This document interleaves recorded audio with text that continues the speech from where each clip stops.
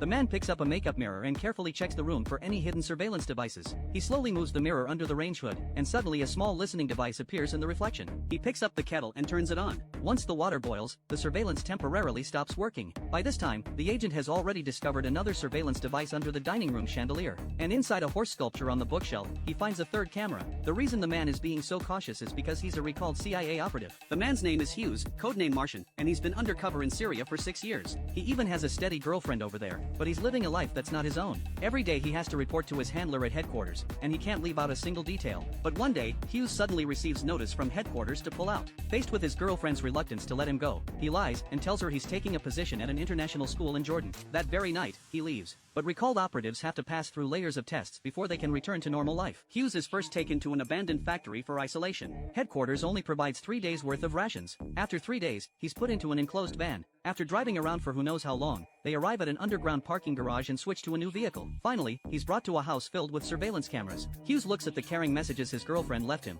but he has to steel himself and completely say goodbye to his past. At this point, headquarters sends over a psychological expert and even assigns agents to monitor Hughes's every move around the clock. Only after confirming there's no betrayal does he initially pass. Hughes finally gets to meet with his superior. The reason he was recalled is because an operative codenamed Coyote went on a drunken rampage in his car and was eventually arrested by police. But 30 minutes after his release, he suddenly disappeared. The trainer speculates there could be 3 reasons for Coyote's disappearance. First, Coyote was simply driving under the influence. Second, Coyote was assassinated or kidnapped. Third, Coyote staged his own disappearance. But Coyote had refused alcohol interrogation resistance training. If he got drunk, he could very well have blown his cover under police interrogation. The one who oversaw this training was his superior, Frank. Frank explains that Coyote was in recovery at the time and hadn't had a drink in 6 years. So clearly, the third possibility is most likely. This makes the leadership absolutely furious. The Coyote situation directly resulted in 8 out of 9 operatives in the London program being pulled. Hughes was one of them.